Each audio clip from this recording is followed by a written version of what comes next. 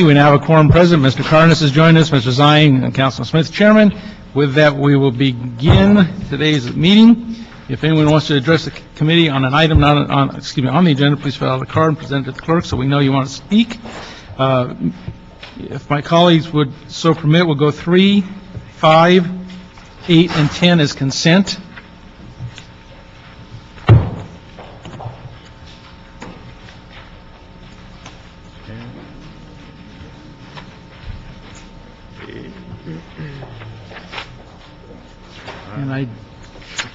And it also, I don't know if anyone wants to speak on 6. I have no questions for 6. So what about 2?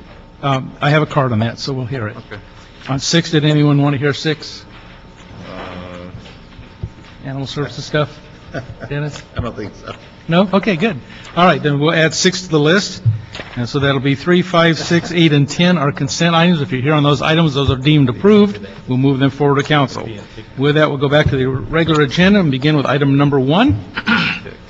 John White, City Clerk. Item 1, motion recording. Oh, I'm sorry. Do we still have a continue on that? I'm sorry. We were asked to continue that by the author. Number 1? Continue item number 1. Number 1 is continued. Item 2, Board of Fire Commissioners report relative to the donation of a plotter printer worth $11,933 from the Los Angeles Fire Department Foundation to support computer-aided dispatch analysis and apparatus deployment analysis software used by the fire department. Okay. Yes. Department? Questions? There's a card on this? There's a card on it. Did you say you want to speak on this? No. Just on the card. Have a seat, Mr. Williams. Dr. Williams? I had no.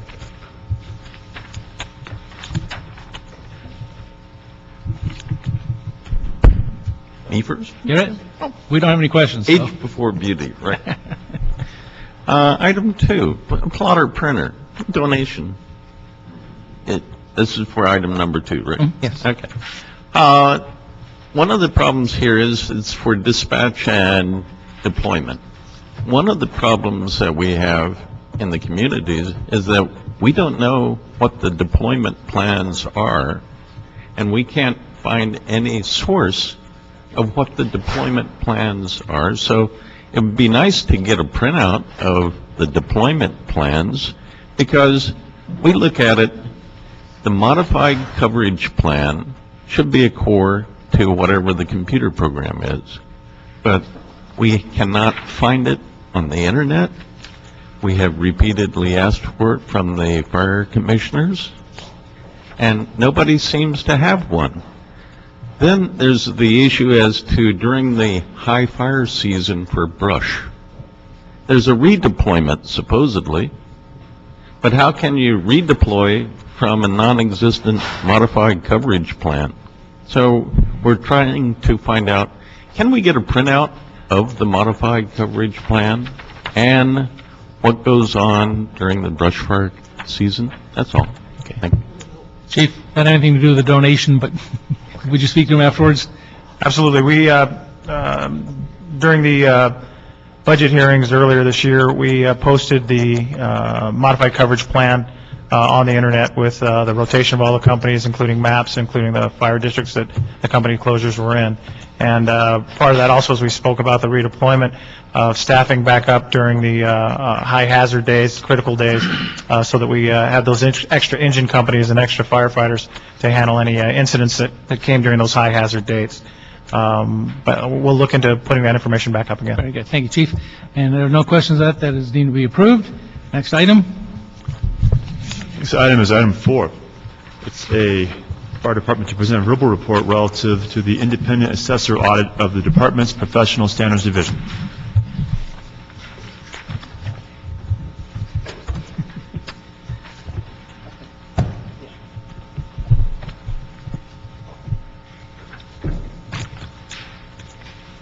Good morning again. Brian Cummings, Battalion Chief in the Planning Section.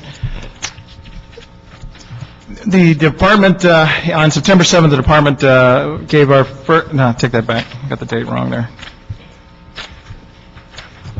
On May 18th, the department submitted the first, our response back and our plan for assessor's audit that was presented to the department on disciplinary process and professional standards division. The planning section was tasked with reviewing the audit that was presented by Mr. Steve Miller and coming up with a plan for addressing the issues that were inside it. We submitted a board report on the 18th to the Board of Fire Commissioners, and we outlined the plan that we were taking. First, we cataloged the 362 recommendations that were included within the assessor's audit, and we sought to bring some organization to them so that we could handle them in a logical progression as we went forward. We worked with Mr. Steve Miller, and we developed from those 362 recommendations 7 action items that captured all 362 recommendations.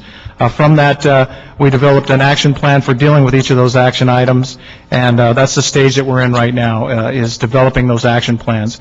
We've taken the further step of assigning a battalion chief to be the project manager on those action items. We broke them down into action items 1 and 2, which were to look at the disciplinary guidelines and adopt one that held a higher standard for sworn members than non-sworn, and number 2 was to have a consistent manner for applying that disciplinary standard. We assigned those 2 together to Chief Spence, and we are currently, at this point, we've brought forward a comparison of the disciplinary guidelines that are currently being used. The Fire Commission made the decision to have a stakeholders meeting, which we've had, to determine what was exactly the intent of the stakeholders when they last met, and it was decided that which guideline that was to be taken forward, and now the department is in the process of meeting with the labor organizations regarding that disciplinary guideline. The board's direction was to try to have one guideline for both of the represented units. However, it was pointed out that since there are 2 labor organizations, one for the rank and file, one for the chief officers, that we may end up again with 2 separate guidelines. The action item number 3, which was assigned to Chief Pearson, was actually talked about coming up with the staff for the professional standards and how we would train that staff. Where we're at currently is we've submitted a staffing plan through the Board of Fire Commissioners that should be coming to the council within the next week on acquiring additional staff with the UB money that was set aside for that. We're hoping that moves forward because at current time the call load, the workload in professional standards is such that they're falling further behind, and we definitely need to get those individuals as quickly as possible. But that should be coming within the next week to City Council. Action items 4 and 6 dealt with how we go about documenting agreements between management and labor organizations, and how we made sure that we keep the Fire Commission informed in the process. And we signed that to Chief Hill, who has developed a document tracking process and a notification process that we hope to have approved, so that it ensures that any agreements that are reached are written agreements. The parties signed in them all have copies of them, and then we retain a master copy in one location within the department. Action item number 5 is to bring the Skelly process in line with our Skelly process in line with due process.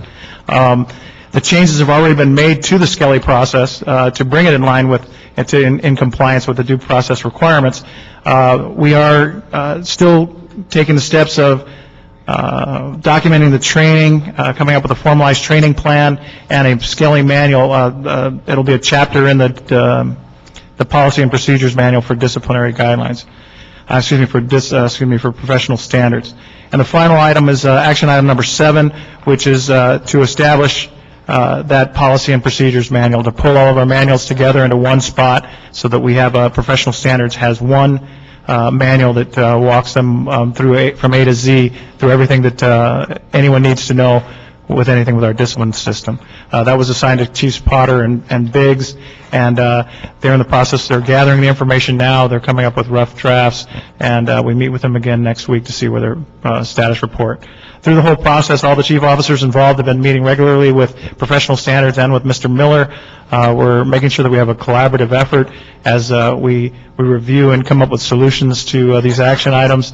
And then as we develop the solutions, we're presenting them to the Board of Fire Commissioners, and then the process after that will be to meet with labor organizations to make sure that any issues there are resolved, and then finally to bring them forward to the City Council. Mr. Miller, how are you doing today? Thank you. Good morning. I'm Steve Miller. I'm the independent assessor, and as you know, I did prepare an assessment of the department's disciplinary process and professional standards division. I presented in March and April of this year. I just might comment on one or two areas that I think were of particular significance or importance. One has to do with the disciplinary guidelines. As you know, disciplinary guidelines were adopted by a stakeholders process and voted on by the Board of Fire Commissioners in 2006, in November of 2006. All of that resulted from audits that were conducted by the Personnel Department and the Controller's Office, who believed that it would be appropriate for the Fire Department to have its own set of disciplinary guidelines similar to the police departments, given the public safety nature of the work that's being done at the Fire Department. Unfortunately, what I found was the disciplinary guidelines that were adopted or voted on in November of 2006, although approved by the Board of Fire Commissioners, an entirely different set of guidelines was later adopted by the department. And unfortunately, the board was not aware that different guidelines were adopted. And the guidelines that were adopted by the department did not meet the goals of the stakeholders in terms of a higher standard when compared to the civil service guidelines. And as Chief Cummings has alluded to, the process has been initiated to review those disciplinary guidelines. The initial step was to meet with the stakeholders group again and talk about the guidelines in light of what was agreed to and discussed in 2006. The board is well aware that that is a meet and confer item, though, and that process will ensue. Another area that I'd like to comment on is investigations and Board of Rights hearings. The Fire Department, in the 2 years that I reviewed, for the 2-year period of review, had 4 Board of Rights hearings in a 2-year period of time, and only 1 or 2 went to a final ruling. The others were settled. Now we have a situation at the Fire Department where there are approximately 17 boards scheduled, and that's proving to be difficult to handle because of the workload that's involved and the expertise that's required in preparing a case. My philosophy is that an investigation is the preparation of a case for trial, and you find out whether you have a good investigation, a solid investigation at the time of the Board of Rights hearing, and if you find out at the Board of Rights hearing that your investigation is not adequate, that's really too late. And the investigations really are dependent on people who have an expertise in conducting investigations, and hence the recommendation to augment the professional standards division and their investigative staff with additional personnel. That's a critical item. As you know, the staffing of PSD was predicated on 100 complaints, and since that time they've had literally about 1,000 complaints as compared to 100 complaints. So some of those are complaints that need full investigation, and some of them are not. But when you form or develop an investigative function based on 100 complaints, and you have 8 or 9 or 10 times that, obviously you need to augment your investigative staff. The last area that I'd like to comment on is the Board of Rights process itself, and the need for not only training for Board of Rights members, those chief officers who serve as board members, but also what I refer to, or I did refer to in my report, as a bench book that really lays out for chief officers who are going to sit as board members and rule on facts and evidence and make disciplinary decisions, and who are not practiced at it, they don't do this every day, that a comprehensive bench book be developed and then very good training ensue after that bench book is adopted, so that there is more uniformity in terms of the rulings on evidence and the decisions that are made in the Board of Rights process. I'd be happy to entertain any questions and try to provide any answers I can. Yeah, a couple for you. First of all, on this complaint situation, is there any correlation that can be drawn on where they're coming from? As are they command generated, are they firefighter generated, or other generated? I didn't do a full analysis or breakdown of that. PSD does have some information about that. Whereas the police department has a lot of complaints that are generated from the public, there are a lot of internal complaints inside the fire department that result in being logged into the complaint tracking system. And there are also hundreds that driver's license offenses and things like that. But there are, when you compare the fire department to the police department, there are a lot of internally generated complaints. Well, that's what I'm trying to determine, whether they're being generated by command, captains, et cetera, or are they coming from the firefighters against other firefighters or against the command.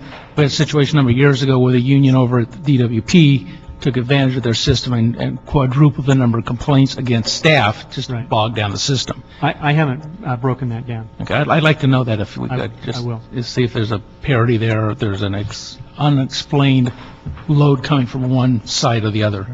On staff, and we talked a couple months ago about this, we have money in the UB. Was the money we put aside in the UB for a full year funding for the staff, or? Yes, that's was my understanding, was 1.5 for full year funding. So we're halfway through the year, we still don't have the people on board yet. They've put together a staff plan for, I believe they requested nine investigators. Yeah, I think the latest figure was they were going to have 8 special investigators and 1 administrative person.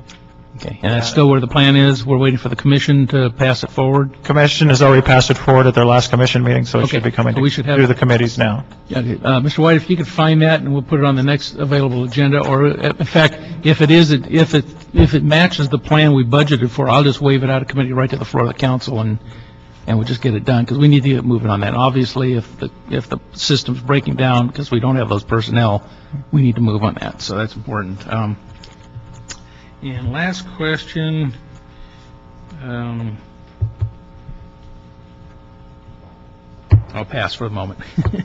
Anyone else? Mr. Curtis, go ahead. Sure. Mr. Miller, has the fire department and the city attorney's office given you all the access and documents and files that you need in order to do your work? In my initial report, I noted that I had not received access to certain personnel files. Since that time, the fire chief has been directed to provide me with that access. Okay, you said that the fire chief was directed. I asked you if you have access to all the information that you need. So the question is still on the table.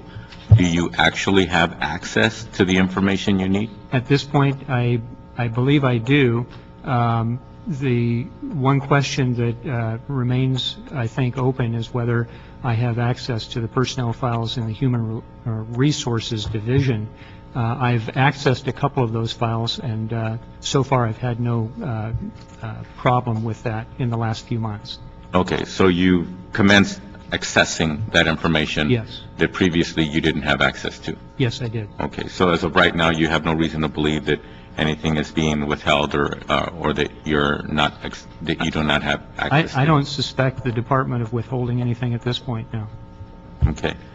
When do you anticipate finding out or going through all of the material that you need to have access to?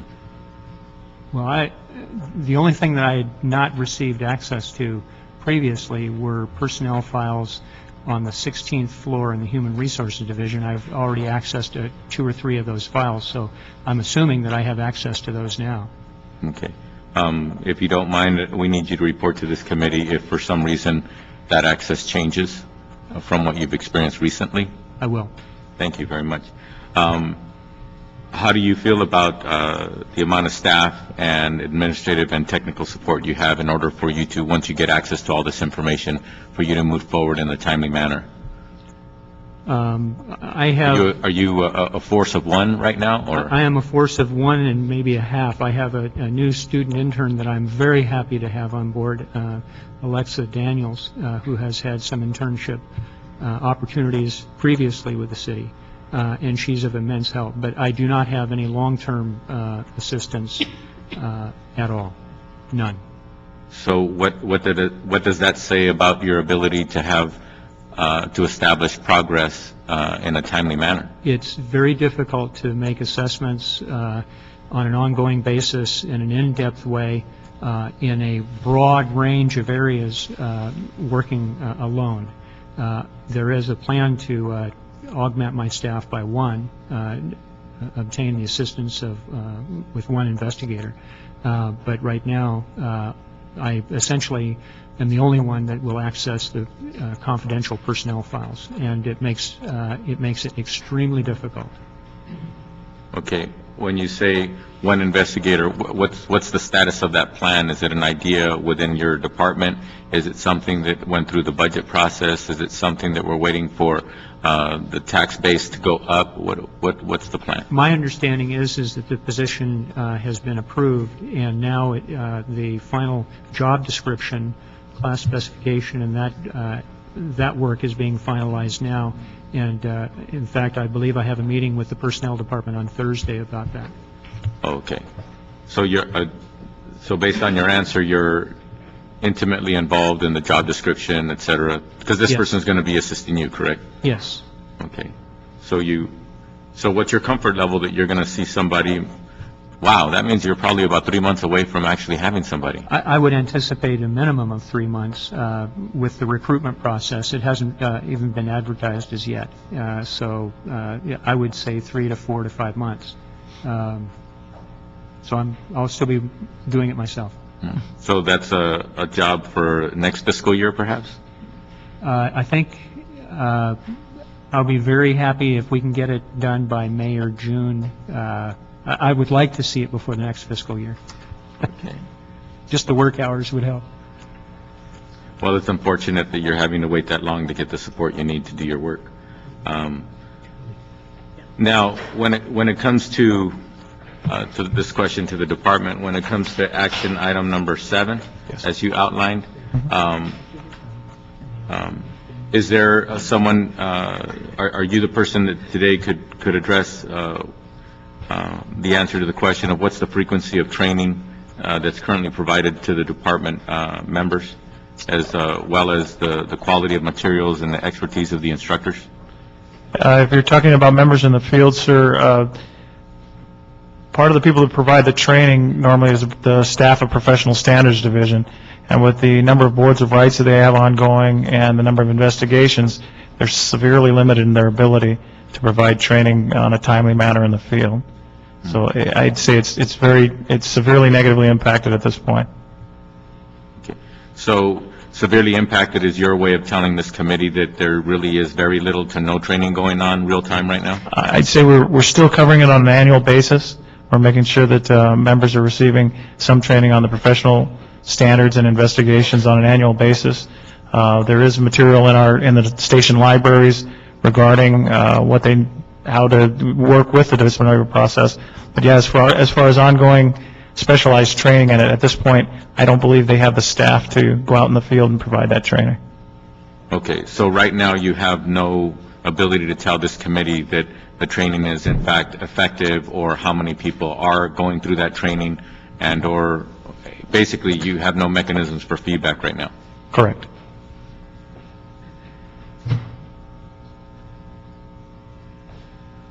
Are there ongoing issues in the department when it comes to the matters that we're trying to address here? I think, Everything's all Mr. better now? What's that? Everything's all better now? It's all good? I think Mr. Miller's report kind of speaks for itself, sir. There are issues, and we try to address those issues as they come up. Professional standards, however, is severely limited in the amount of training that they can provide. We provide updated training to the field as we can on this issue. We're limited by staff. Isn't there a fund, a particular fund that comes to departments within California, specifically our department, that has anywhere between a couple $1 million or so that we could utilize for these purposes? And the funding doesn't cover staffing. So that's the issue that we have. We What don't does the have funding cover? equipment, classrooms. We can contract out with contractual services, but we can't hire back members of the department to provide training. We can't. It doesn't cover that salaries. But what you just said, you could contract out. So there's some provision within the MOU, within the department, that does not allow for the department to contract out for these purposes, so we can No. have real-time training? We can, and we have in the past contracted out, hired contractors to provide training. The issues that we have are very specific to the fire department and professional standards, and the plan is, as the staffing increases in professional standards division, they can utilize the complaint tracking system to identify trends, and then in discipline, and then they can go back and they can train to those trends to make sure that we're actually addressing the issues that are there as opposed to overall global issues of what's going on. So when you're talking about trends, you're talking about trends of thought or trends of action? Trends of complaints. If we notice that certain things A continue complaint as a result of something that Correct. occurred already? Yes. So what's going on within the department when it comes to preventative training? We, on an annual basis, we cover specific items such as harassment, hazing, discrimination. We cover all the city and department policies regarding work environment issues, on interpersonal relationships issues. All of those are covered on a routine annual basis. Now that training commenced in 2010, 2009, No, 2008? That's When been did going that on training for at least the last 20 years that I know of. So that's been going on for at least the last 20 years. Yeah. But every member of this committee, and some of them are actually on the budget committee, have seen lawsuits that have resulted from that kind of activity to the tune of millions of dollars a year that we're losing. So what you're telling me, that the only answer you have right now is that the training that's been going on for decades, that obviously is not enough to curtail the kinds of activities that are resulting in workplace issues, so much so that they rise to the level of lawsuits that effectively have rendered this city helpless in those lawsuits because we're settling them, and or if we go to court, the only reason why we settle, because we know when we go to court, we're going to be toast. So we don't go to court, and then we settle for millions of dollars. So what you're telling me is the only answer you have for this committee is that what's been going on for decades is the answer that the department still has for preventative training. Actually, the answer, sir, again, would be staffing and professional standards. The way that the division was set up was to provide a training component. And if the staffing is there, then we can identify the trends and what the issues are, and then have the staff to go back and to train the department and specific work locations on those issues that are causing that litigation. Okay.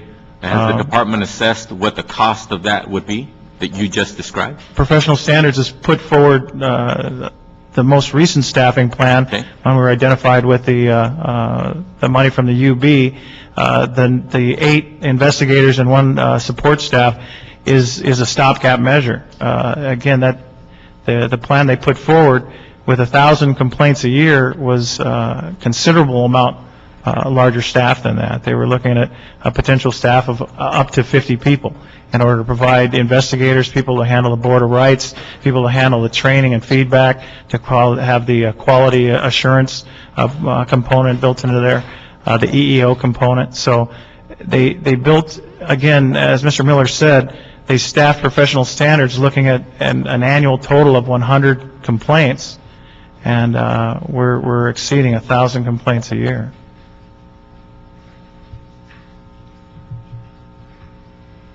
So basically, what you're telling this committee is that the department is just basically frustrated.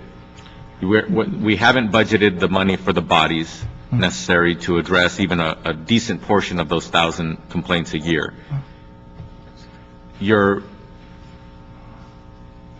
The only consistency that the department can actually say is that you're continuing to do what you've been doing for decades. to say that we're continuing to do what we were doing for decades would not be an accurate portrayal. We're attempting to address the issues as best we can with the resources that we have. We're working hard on this problem. We understand that every dollar that's lost through litigation is another firefighter that's not on the street or another fire engine that's not serving the community. So we are aggressively attempting to handle this issue. We've put a lot of resources into responding to this latest audit by Mr. Miller. We're trying to correct the issues that are there. However, having the resources in order to do it remains an issue. Okay, so basically what the department is doing is a theoretical response. And I'm not picking on you. No, What I'm saying is, what you have is some semblance of a blueprint as far as the department's concerned about how to address these matters. But at the same time, that blueprint is not being implemented beyond what's been happening over the last few decades. The department really, when you're saying that you have a plan, but for lack of resources, that plan is not being implemented. So we're basically, the department is just continuing to do what it's been doing, which is obviously not curtailing the problem. We're doing the best we can with the resources that we have. In-service training has 7 captains to train 3,600 members on quite a few different items, so this is a very important one, so we make sure we focus on the things that we can with this. We've also, with modified coverage, we're closing 15 resources a day, and those are the resources that we typically closed in the past so that we could have companies come to training of this nature. So that's seriously curtailed the amount of companies that are available to respond to one of our training locations for a specific training like this. So we are taking this extremely seriously. We're putting the resources that we have into it, but we're prioritizing and getting the best that we can with what we have. There's a lot of folks that are working extremely hard. However, there's a lot of staff positions that are vacant, and that is going to be an issue. We can't do the same or more with less resources. Okay, I referenced a source of funds that you acknowledge that is available to the department, but as you pointed out, they can't be used for internal personnel, but those funds can be used for hiring third parties to assist in some way. That account, could that be utilized in any way to address perhaps some of the preventative training? I'm sure it can, and I believe that it has. I'd have to ask someone from our in-service training, but we have had contractors that have come in and given us work environment training. They've given us training on gender-specific issues, a lot of the issues that have come up through our discipline system. So we have contracted out that training in the past. I think in order to have the training be more effective, and that's what we're looking for, is to get the results, is we need the staffing for the plan that we're looking at moving forward, which is to close that feedback with the professional standards division and to actually tailor the training to what the problem is more specifically. A lot of people we hire from the outside, they're good at giving generalities and very specific global issues about work environment issues, but with our professional standards, they can actually pull issues that are happening in fire stations or work environments along the fire department, and they can train to those and hopefully keep folks from out of the discipline system.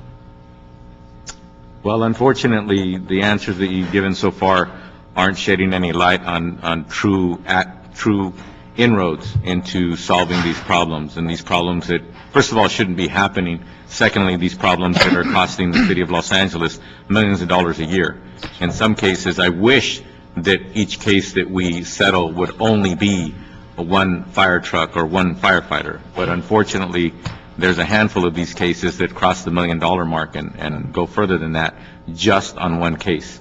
I have a million more questions, Mr. Chairman, but I would love to hold this in committee so that we could get some more answers. And also, I still have some answers to some questions of a motion that I submitted in April of this year as well on this very issue. And I'd also like the department to report back on that particular account that's been referenced several times in this dialogue as to what the status of that account is and what the expenditures have been of that account over the last 3 years. Thank you. Okay. Mr. Berry? Mr. Zine? Thank you, Mr. Chair. The culture and the attitude. The culture of the fire department, the attitude of the fire department. The 17 boards. What types of allegations on those 17 boards? Are those allegations internal? Are those allegations external? Are they citizens complaining about the service, or are they complaints generated by management against firefighters on the 17 boards that are pending? I don't have a breakdown. I can tell you, I can recall a few of the cases. One is an EMS case today that was that is in a board hearing today that I believe was a result of a hospital complaint. There was a board that terminated recently that had to do with an alcohol incident, and that was a police-generated report to the department involving the arrest of a member of the department. Off duty or on duty? Off duty. Off duty, okay. A DUI. There are other complaints that involve internal conduct that were generated as a result of internal complaints. I'll be happy to take a look at all 17 roughly boards that have been scheduled thus far and give you a breakdown. Because that would tell us if there's been a change in the attitude, a change in the culture with the result of the Tenney Pierce case and other cases where they've gotten the message that the hazing is not going to be tolerated. And if there are allegations such as that, then obviously the message hasn't been delivered.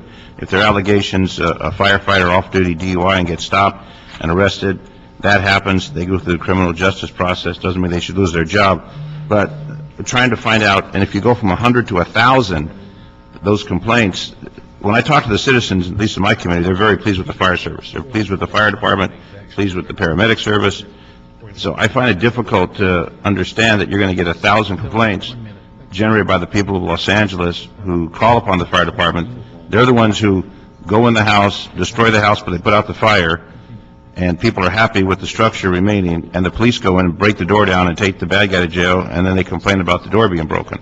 So the fire department always has good response and good relations with the community. So I find it difficult to understand if those 1,000 complaints are generated internally because of whatever standard, whatever procedure, versus the citizens of Los Angeles complaining about the paramedic or the fire service. I think we need to identify where those complaints are coming from, and if they're internal, is there an ombudsman program that's been established as a short circuit to the formal complaint? I know in the police department, where I spent 4 decades, you fail to qualify to be a big complaint. They've modified that. It's no longer that big, drawn-out complaint. They've streamlined it. So a lot of the things that were in-depth investigations, they still do the discipline, they still do the process, but it's a short circuit to get the final result. And maybe something has to be done. We have 1,000 complaints about whatever the case may be, and it's not a major situation. So I don't know if that has become part of how you're going to resolve some of these, because I don't think you're going to be able to resolve 1,000 full-blown complaints with any kind of staff that you're going to have. If it's 50 or if it's 30 investigators and folks, I mean, that's all the fire department will be doing, is handling complaints and not doing anything else. The breakdown was 100 complaints was anticipated. In 2008, they had 538 complaints, and in 2009, they had 1,170 complaints.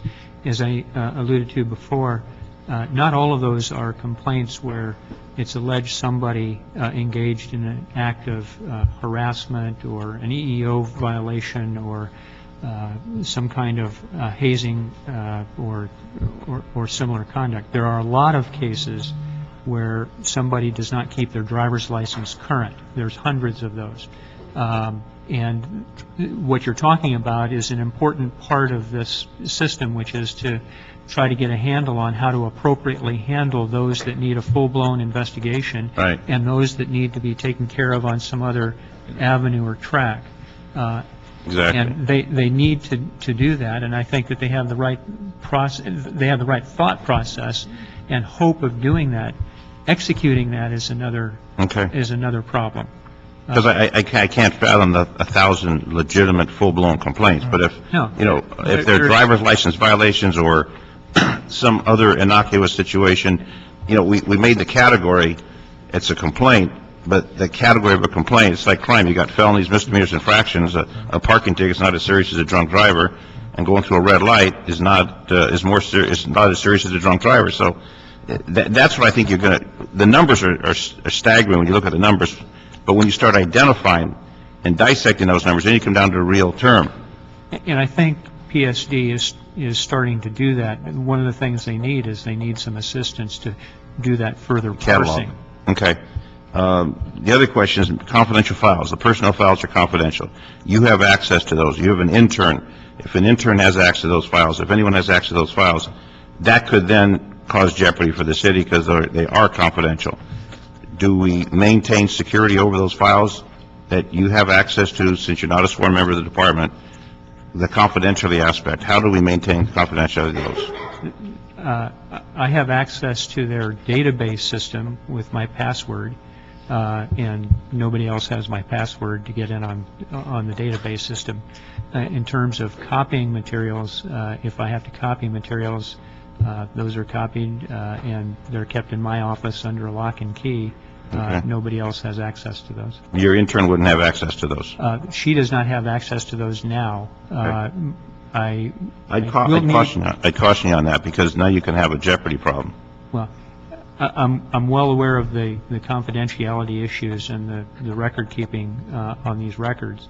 But in the future, there is going to be a need for staff in my office to have access to assist in a review of those records. But those folks can come and go in employment. Then I'm sure the fire department or the union would object to that. Whereas, how are we going to maintain confidentiality for their benefit, for the benefit of the firefighters? I'm well aware of the confidentiality. I spent a number of years in an inspector general's office overlooking peace officer investigations and files, and I'm intimately familiar with those requirements. And there was a police commissioner at one time who released confidential information, and that created quite a stir. Shame on the commissioner. Exactly, but it's the individual of the law enforcement or the fire department who then gets blasted in the media. And that's one of the concerns about the confidentiality. You came from the IG's office in the police department? No, from the state. State? Yes. Okay, so you're aware of all those, and I respect that. My concern is other individuals that are working under your sponsorship, that message be delivered for the protection of them as well as the employee, because then the employee comes back and sues the city, and we end up paying sums of money because of confidentiality violation. It's just a concern that could be a problem. The other question is two guidelines, fair guidelines for the command staff, guidelines and discipline for the rank and file. There needs to be some common denominator, fair and reasonable. A firefighter gets 20 days off, a command officer gets a slap on the wrist. There's got to be some kind of a fair and reasonable balance if you come up with two sets of guidelines. If they commit the violation and it's proven true, if you got one guideline that says you're going to get fired and the other guideline says you're going to get a slap on the wrist because you're a command officer, that obviously has to be sorted out, because I heard the comment, two sets of guidelines, one for command and one for rank and file. And the current command disciplinary guideline is a higher standard than the sworn. Okay, well, it seems reasonable.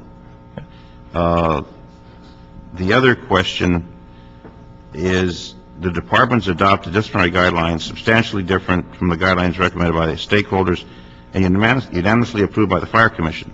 So there seems to be a big gap there, which you mentioned. How do we bring that to resolution, where the stakeholders and the Fire Commission approve something and the Fire Department wants something entirely different, according to the documents I have? And we're trying to make sure that we get it right this time around in the process. However, the disciplinary guidelines are subject to meet and confer, and both labor organizations let the Fire Commission know that early, that whatever came out of stakeholders was still going to be subject to meet and confer. So the guidelines that came out were from meet and confer with both UFLAC and with the Chief Officers Association, and that's where we came up with the different versions of the guidelines. But it says unanimously approved by the Fire Commission.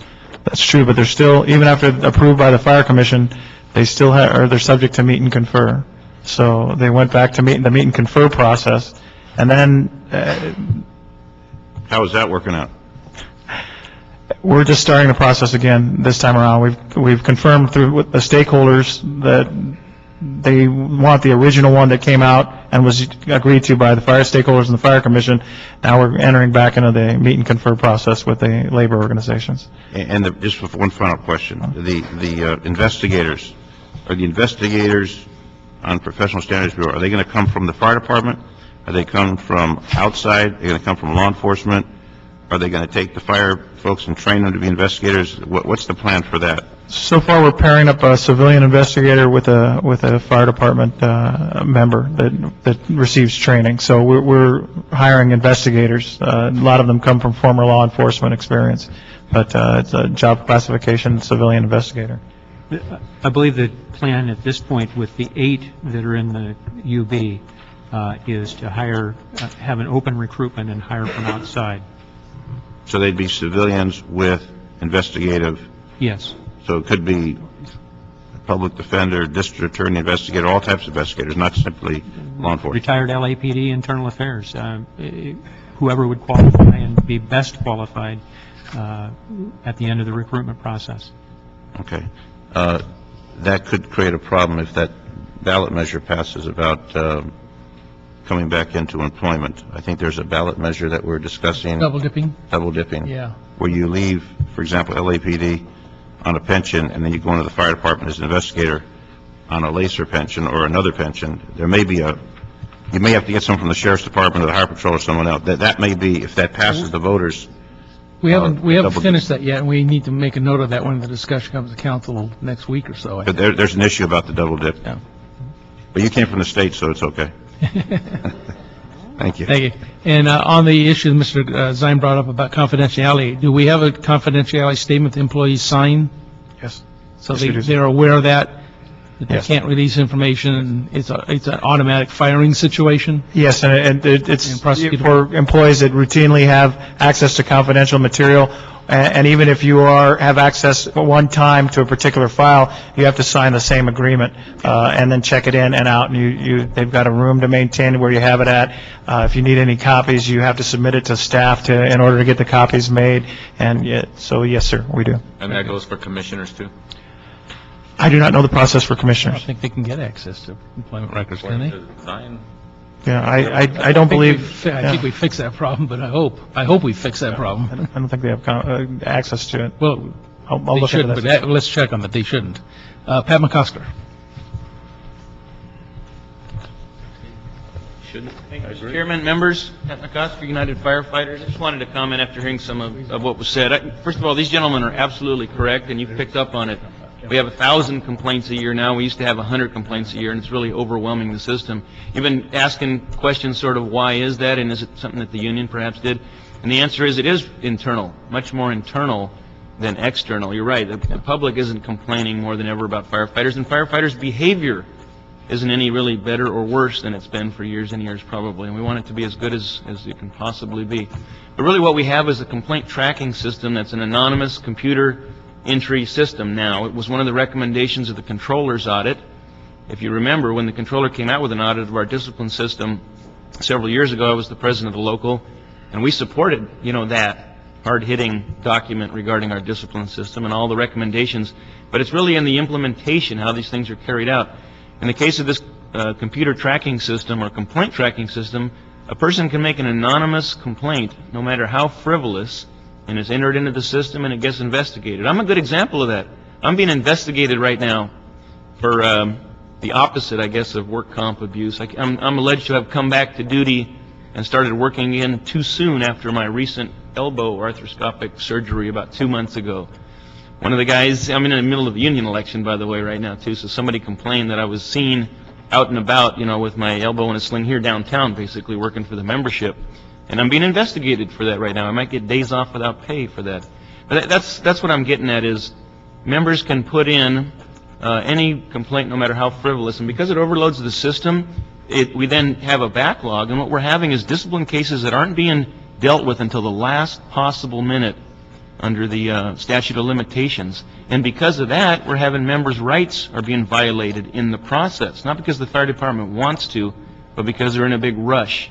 And they're trampling on members' rights. We have some of these, if you don't mind me going on briefly, We have some of these boards of rights that are just about that. The members have opted for boards of rights because their rights have been violated in the process because of the rush at the last minute. And then the same is true of the big jump in the number of boards of rights. You asked why that is. It's because members are opting for boards of rights more than ever.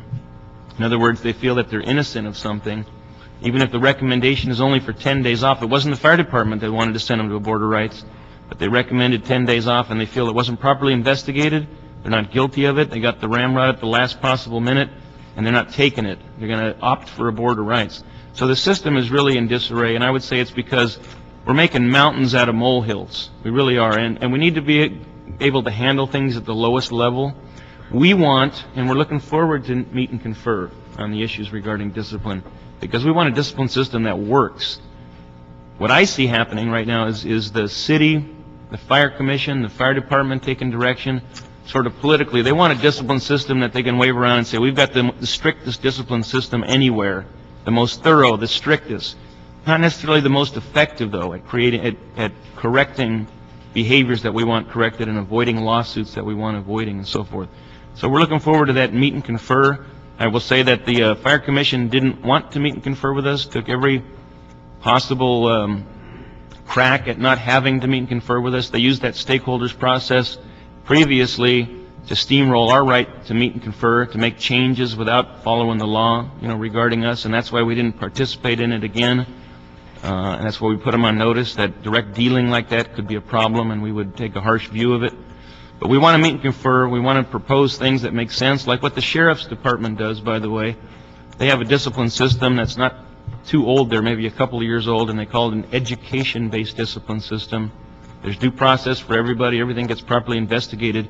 But rather than everybody getting days off without pay for everything that doesn't need it, people are allowed to take classes, to understand why the behavior is the wrong one, and to come back and be a good influence on the rest of the crew, the people that we work with, rather than what we have right now, which is this last-minute rush to judgment and people coming back to the fire station sour. First of all, working for a whole year without the problem being addressed and corrected, and then at the end of the year they come back sour and they're a bad influence on everybody. That's what I see happening right now. We're not better now.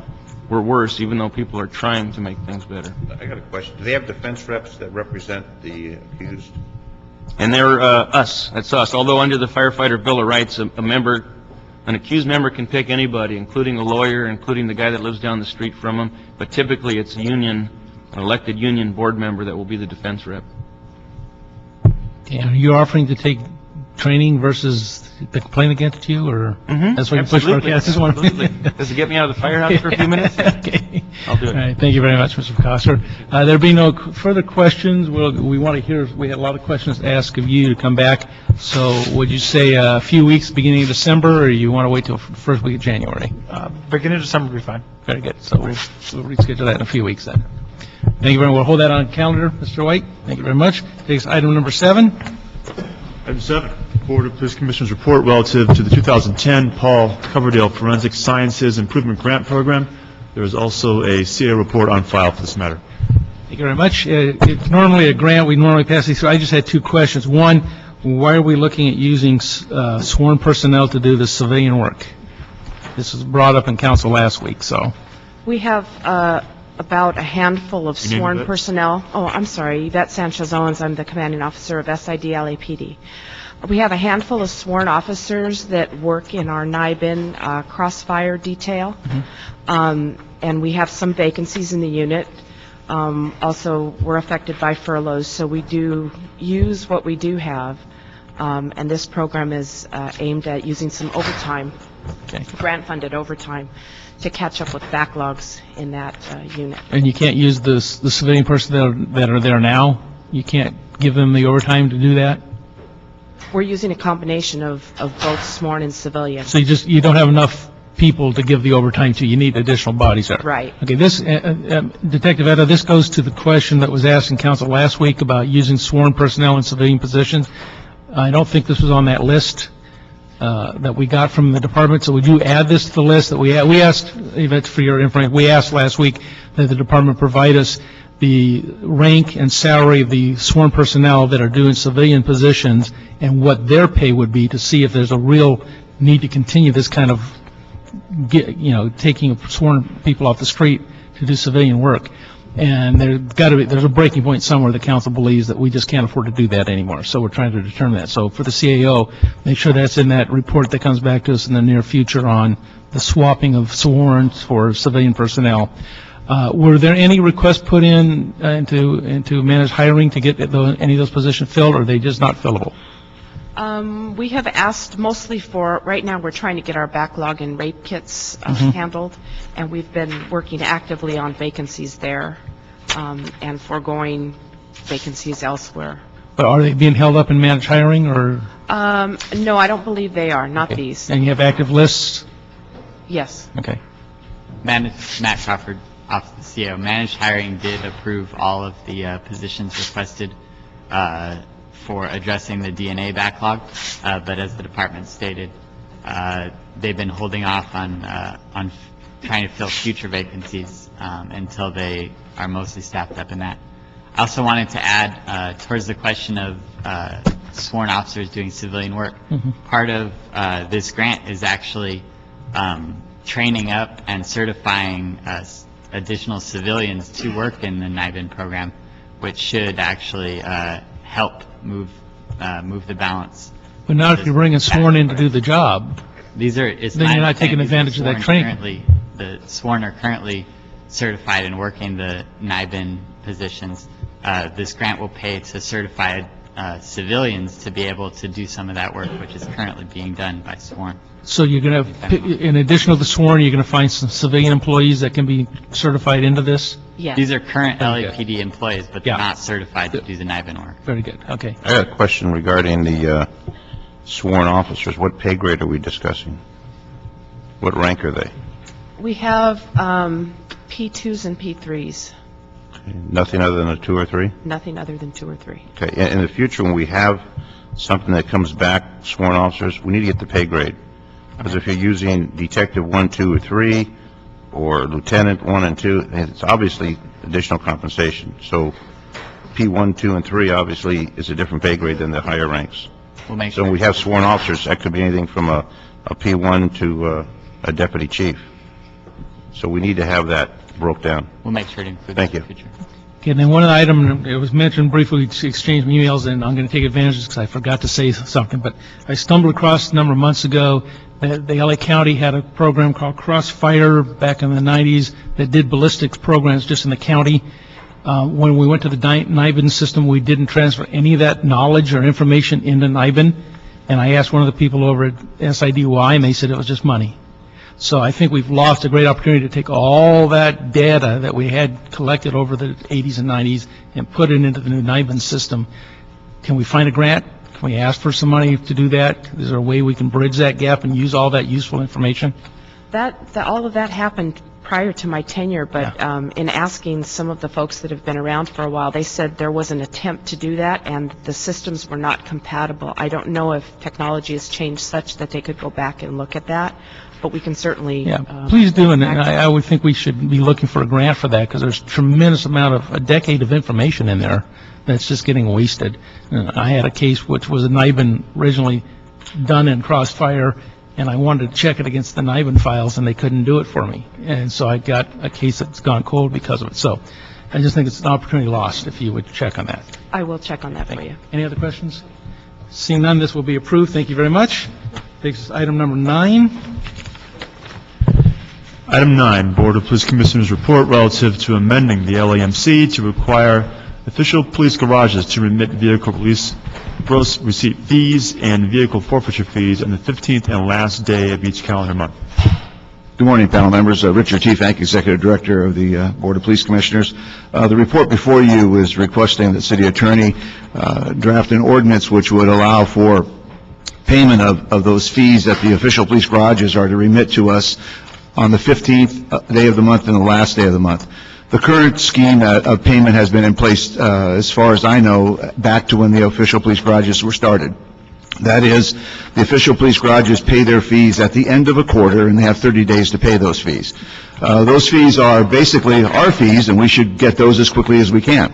So as part of looking at ways that we could bring a revenue stream into the city in a much more efficient manner, I suggested that we have some discussions with the OPGs about this, if in fact our city's financial system could accept that. We met with Mr. Carl Sampson from the Office of Finance, and within that meeting, we discovered that if the official police garages remitted their fees on the 15th of the month and the 30th last day of the month, that we could accommodate that. Finance does need some time to get the software up to speed, so we're looking at doing this effective April 1, if the council would approve it. What that will do for this fiscal year only, this fiscal year will give an infusion of $2 million. We get about $1 million in total in vehicle release fees, gross revenue fees, and the other fees that come from the garages. So we would get the fees for the month of April and the fees for the month of May into this fiscal year. And then starting next fiscal year, we obviously get them on a monthly basis. But this 1 year, it would give us an infusion of an additional approximately $2 million to get this program off the ground. Also, we are recommending that there be a standard delinquency fee. Currently, there's no delinquency fee with the vehicle release fees or the gross revenue fees. There is a delinquency fee of 25% on parking tax. Now, parking tax is not included in this because they must remit that every 30 days currently. So with that, we would also request that the ordinance have a 25% delinquency fee. Our official police garages are very supportive of this. It gets the money out of their hands quicker, it gets it to us, and the vehicle release fee is 100% of our money. They collect that money, they put it in trust, and remit it to us. So clearly that's money that we could generate on a monthly basis, and that's roughly about $450,000 to $500,000 a month, depending on volume. And then there's 7% gross revenue fee and the other fees that would come to us. So with that, that would conclude my report. Happy to answer any questions. It would also help us when we get into those couple of times a year when we run out of cash and we have to borrow money, get more cash in the bank for us. That'll help in a lot of ways. Sounds like too good of an idea. Where's the flaw? There's no flaw. They're already, all the OPGs are already on electronic reporting systems. Yes, they are. It's just a matter of pushing the button on the 15th rather than exactly premiums. right. And finance being geared up to do the manual piece of the ledger balancing that they have to do and those things. That's why they're looking at it being effective April 1. So we would hope that it would go through the process, ordinance in place by April 1, so we could begin this April 1 in the additional revenues for this fiscal year. Okay, questions? Who came up with this idea? He did. My staff and I. No, really. You can be commended for that because it came about from Budget and Finance and just talking about the fact that we need to get revenues to the city much quicker. Yeah. And it's just, why are we still doing the old paper way when we can take advantage of electronic reporting much quicker? And clearly, to me, it's getting the city's revenues on a much more timely manner. Great idea. Great idea. Speaking on that note of electronic opportunities to use modern technology, and the chairman just pointed out that the OPGs are actually they have a pretty robust electronic system that they utilize currently, that perhaps 10, 15 years ago they didn't. That's correct. So this is a perfect example of what we can do to create a better relationship and a better communication and also a better receipt process and receivables. On that note, it's my understanding that if somebody has a vehicle that is at an OPG garage and for some reason there's outstanding tickets or something like that, they have to go to a separate desk at the city in order to get that paperwork done and then take it over to the OPG, and then the OPG then says, okay, we can now release your vehicle now that you're going to pay our fees after you've already got current on your tickets. Isn't that another brilliant idea for us to allow the OPGs to handle that as well? It's my understanding that they have that information electronically available to them right in front of them. But for some reason, we don't allow them to make it a one-step process. It's a two-step process. We are just in the process of implementing a pilot program with one of the OPGs. The OPGs for a number of years had wanted to have that opportunity and access to the city's parking citation program, but for whatever reason it was not granted. With the assistance of the mayor's office, we pulled together the Department of Transportation, Office of Finance, the Official Police Garage Association, and ourselves, and working with the contracted vendor that DOT has to manage the parking citation program. We're able to put together an interface with the OPGs where we will be able to start doing that. Way it's going to work currently, if you have 5 citations on a vehicle issued by the entity who has the vehicle, in other words, 5 parking citations on a vehicle in the city of LA, that vehicle cannot be released until those parking citations are paid. If there are less than 5, you cannot hold the vehicle, but you can encourage the person to pay those tickets when they come to pick up their vehicle. So what we're doing in this pilot with Hollywood Tow, they will have that access available to them, so when an individual comes in to pick up the vehicle, they will be able to call and pay the fees electronically, and then the OPG will have instant access that those fees have been paid. What we would like to see in the future would be that each of the OPGs would have a computer that would be part of the DOT contracted vendor system, so if someone did want to wanted to pay their parking citations, they could just refer them to that desk, the individual go over there, go online, pay them with a credit card, and then the OPG would have proof. And the process is going to work with Hollywood Tow, and we'll hope to implement that with all of our 18 garages in the near future. Yeah, thank you very much for that update. Mr. Chairman, I think that's important. Here we have a perfect example of a very simple, straightforward solution that actually assists the city in receiving their funds as quickly as could be, twice a month. Yet at the same time, what I think is frustrating for somebody who's barely making it, who's fallen into the unfortunate category of having to go get a car out of impound. They go, they have enough money, and then all of a sudden they have to go to some other desk elsewhere. Remember, they might not have a vehicle to get around on. And then all of a sudden another day or two goes by, and then which just increases the impound fees, even though they'd be more than willing to pay it right there and then. So I think that's a perfect example where the city absolutely needs to make sure that we don't just look into our best interest, but actually look into the public's best interest as well. So with that, Mr. Chairman, do we know when we're going to get a report back on the pilot project? Well, the pilot project's ready to roll out now. We could bring a report back to you in 90 days, and hopefully by then we have expanded throughout the city. It's basically It's administrative action, right? It doesn't require a motion or anything? No, so we're already moving on down the road. Very good. So we'll have a report back on that in 90 days. Sure, we'll come back. And we have to instruct the city attorney to draft the ordinance on this. So be it. Unless there's objection, seeing none, that'll be the order. Thank you, Mr. Fink. Great job. Item number 12. Item 12, motion Garcetti Parks requesting that the city attorney and CO report relative to the feasibility and cost of reinstating the new gun buyer letter campaign.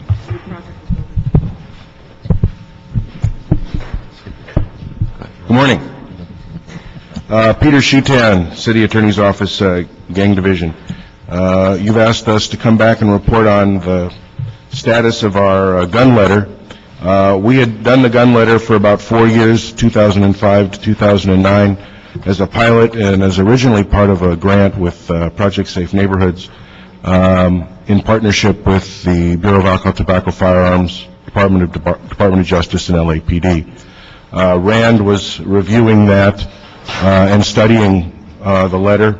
The letter basically, which each of you should have this morning, is a letter to all new gun purchasers originally in 2 divisions, 77th and Devonshire, that the new gun buyer would get within a day or 2 of the purchase. And remember, there's a 10-day waiting period. And Rand was studying it.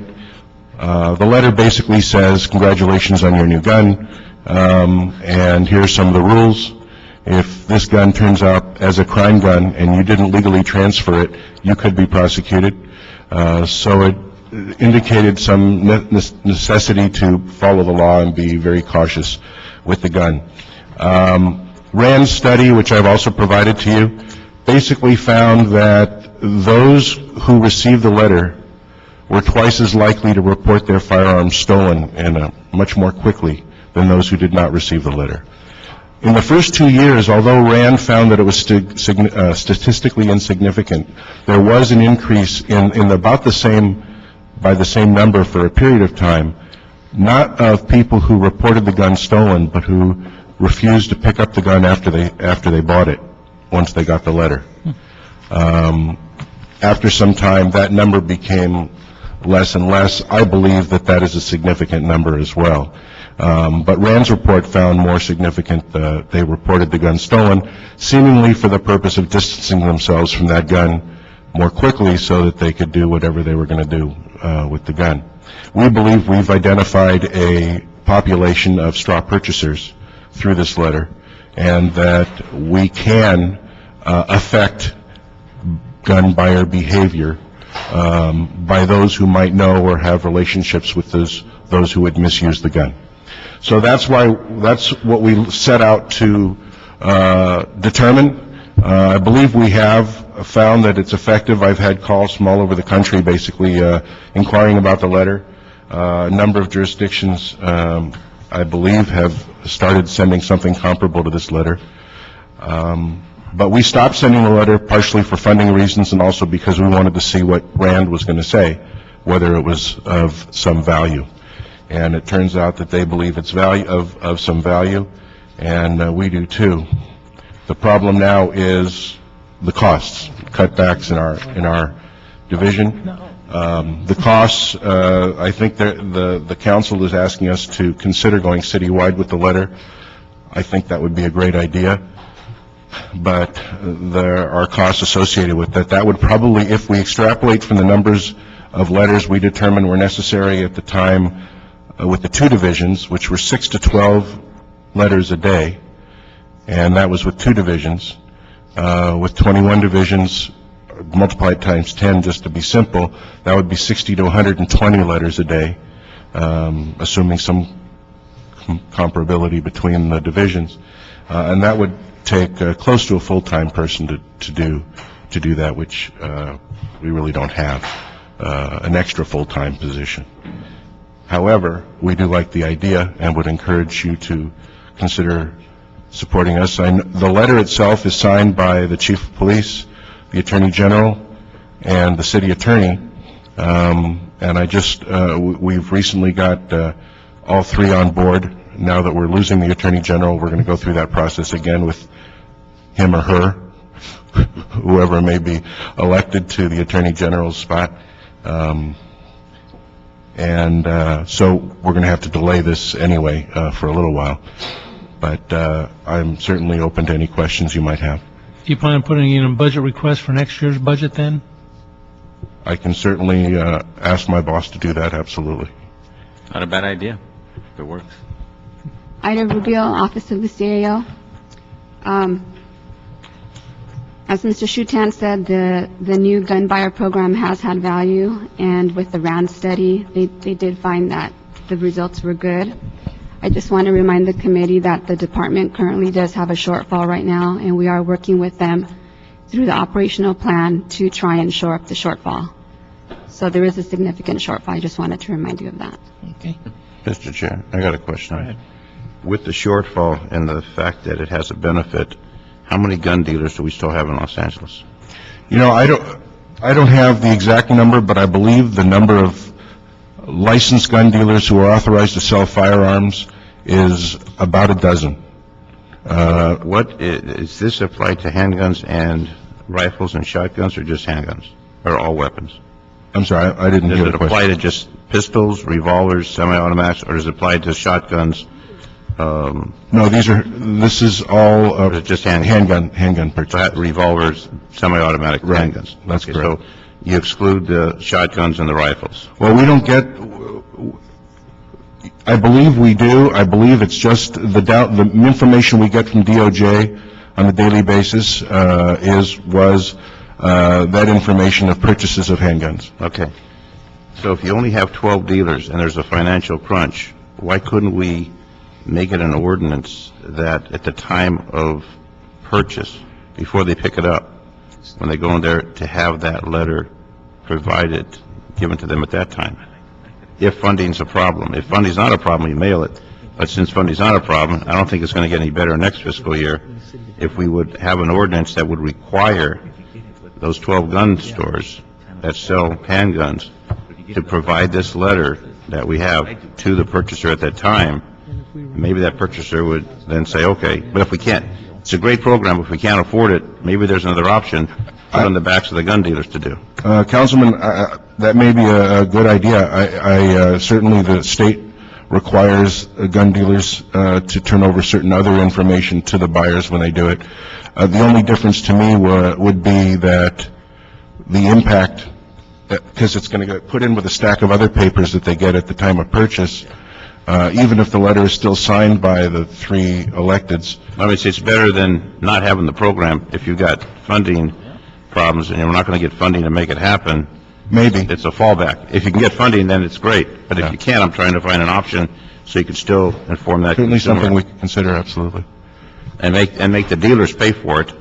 They'd Rather have, have them pay for it, we still mail it out. well, make the gun dealers pay for it. As long as it gets to the consumer, but if it has an impact and Rand shows it has an impact, and you can't find funding, since apparently the office is already short on the budget along with everything else in the city of LA, it seems to be a fallback until we can get funding. Or if we could have the dealers pay for it, that it's distributed, and have them pay for it, and we mail it out at their expense. Yeah, I don't know And there's other how options. you I would do think that. to have the program work, you got to have something to pay for it, and that seems to be the problem right now. We don't have the Agreed. funding. On that note, since my two Republican colleagues on the committee would never say this, but maybe we can have the CAO and also the city attorney and the police department figure out if there's anything that precludes the city of Los Angeles from having a fee upon time of purchase. And because I agree with what Councilmember Zion's saying, it would be terrible for us not to have this letter in people's hands, period. But I think the impact of getting a letter that not only looks like, but it has, the Attorney General, the city attorney, and the chief of police come into your house, you're going to open that letter, and you're probably going to read it from beginning to end, rather than getting it in a stack of information that's already there. It might not be as impactful. So maybe a solution being that we have a personnel deficit, maybe what we can do is look into the legality of whether or not we can impose a fee as a city upon the purchase of handguns within our city limits. For the purpose of sending out this letter. Yeah, exactly. Not a fee for general fund purposes, but for related to the actual activities that we feel responsible for at the time of purchase. We'd be glad to participate in that discussion, absolutely. Because it's not a tax, it's a fee directed to the transaction. Okay. Suzanne Verge.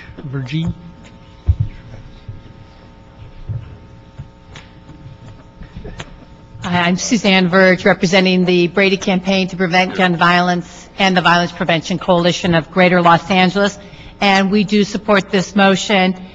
This program has been proven successful, and I believe it will not harm legitimate gun buyers.